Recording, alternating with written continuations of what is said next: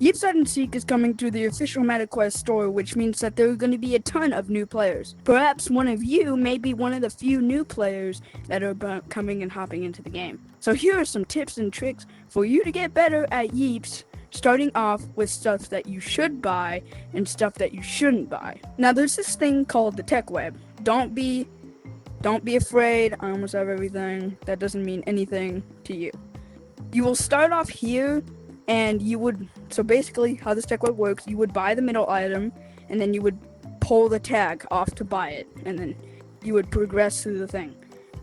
Now I'm going to be showing you different paths that you should take if you are a type of person based on your personality. This is the building path.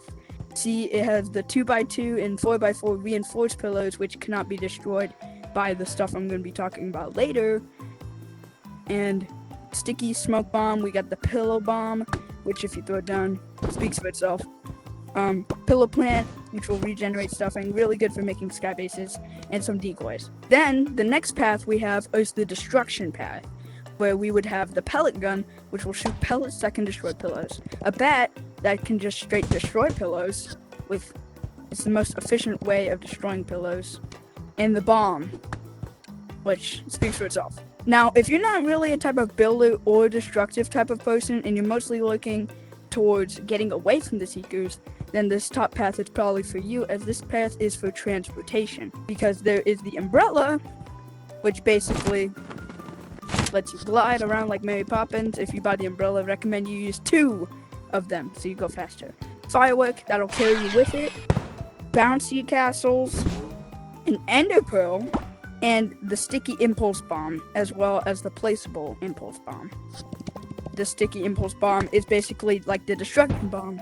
Just doesn't. Now, every other thing on this tech web basically doesn't really mean any use to you unless you are a builder. If you kind of want to go for music stuff, kind of like this Butt Joe or the Rose, then you can go this route too. The Rose will basically bring stuff towards you, and people and players towards you, and the Butt Joe, you can play it and bap it on people. It does like 2 times the length of the bat. Well, anyways, there's more stuff on the other tech web, which is right over here. This is the snow tech web, which basically is the normal tech web, but in the snow biome, if you already couldn't tell by the name. Now, one thing that I do recommend when you start playing the game, and if you want to catch those pesky hiders or run from the dangerous seekers, then you should buy the first item here, which is the snowball. It only costs 100, and you can get it within a day or so of playing the game. Basically, it allows you to freeze the person for a temporary amount of time, and it's really good. And eventually you'll work on to grab some of the stuff like the counter to the snowball, an even bigger range for the snowball, a sled, which allows you to slide on the ground, and some grapple hooks that allow you to grapple to stuff. Now, I already have some of the things on here. I'm trying to get everything on the tech web since I am a builder and a game player, because I don't really need this, but I'll buy it anyways. Now here are some stuff that you shouldn't buy, like these cosmetics. Sure, they look cool, but they're not really useful in fact of playing the game. And here's the bundle. It gives you a pack with a bundle, 10,000 butt coins, and an item, which right now it's that, but by the time I'm probably going to post this, it's most likely going to be changed. As well as these shirts. Some of the shirts may look cool, but don't buy one like at the start of the game like I did. Same thing here. Don't buy any of these. These might look cool, like this camera. It looks really cool, right? And this monkey, and this pug, and probably the Sigma Yeep. Don't ask why it's named that. Or these other hats. They look really cool, right? But don't buy them unless you are very sure that you have the gadgets and items that are most important to you.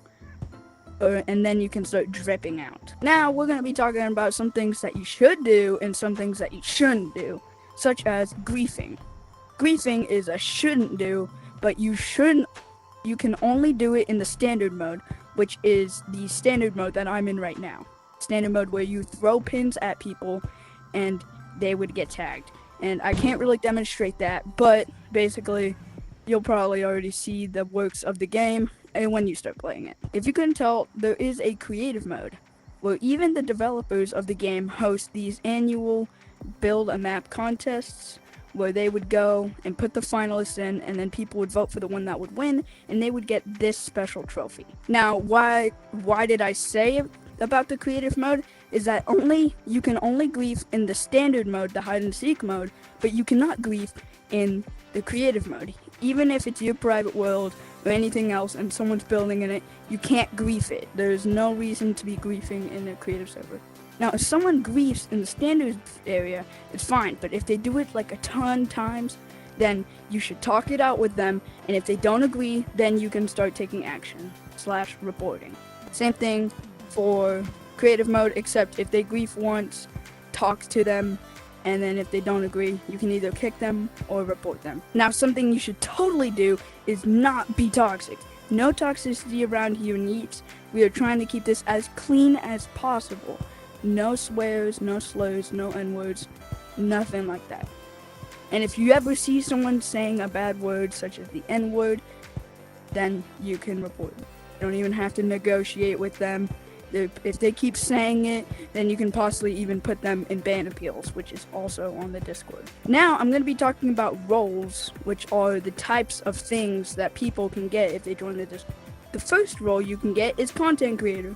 Content creator is where people make content on Yeeps and they submit it through a form, and you would get content creator, which would basically give you free hats and free lab rat access, what I'm going to be talking about next. Another role that you can get is lab rat. Lab rat basically allows you to test updates early and give suggestion and report bugs. Now, the third role you can get is moderator and junior moderator. Moderator looks something like this, and junior moderator I don't think has a badge because they're junior moderator. So moderators do exactly what you think they do. They moderate the community, and if they see someone being toxic, then they report them, and they would most likely get banned. Kind of like Gorilla Tag, but yeah. Junior moderators are basically like that, except they're like the little versions of those. They don't have a badge to show off. They don't have type of stuff that moderators usually have.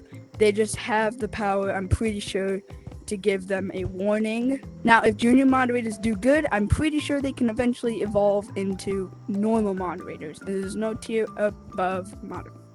There's no other roles, so now the last thing I'm going to be talking about is one very, very, very important thing. And it has something to do with most players that actually don't do. If you are a new player, you would be genuinely surprised about this. There is one thing I need to tell you. Please play hide and seek.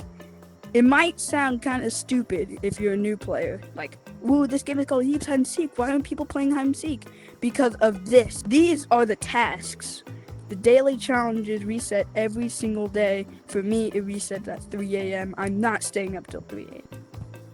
It basically gives you challenges for items and other stuff. It automatically gives you log in today, but you have to do challenges to get the other ones. But the problem with these is that it literally defeats the entire purpose of hide and seek. It's just people, can I have this? Can I have that? I mean, I give it to them, but like they're not playing hide and seek, and the game is called hide and seek. So, anyways, guys, that was the end of this video. I hope you guys actually enjoy Yeeps Hide and Seek, and happy graduation, Yeeps Hide and Seek. I'm very happy for you guys. This has always been one of my favorite games. This game has brought me back to VR. I used to slow upload a lot, and now since Yeeps came out, I'm like super hyped. It was so happy for me bringing it out. So, end of this video. I hope you enjoy Yeeps just as much as I did. And if you're a new player and you see me, make sure to say hi.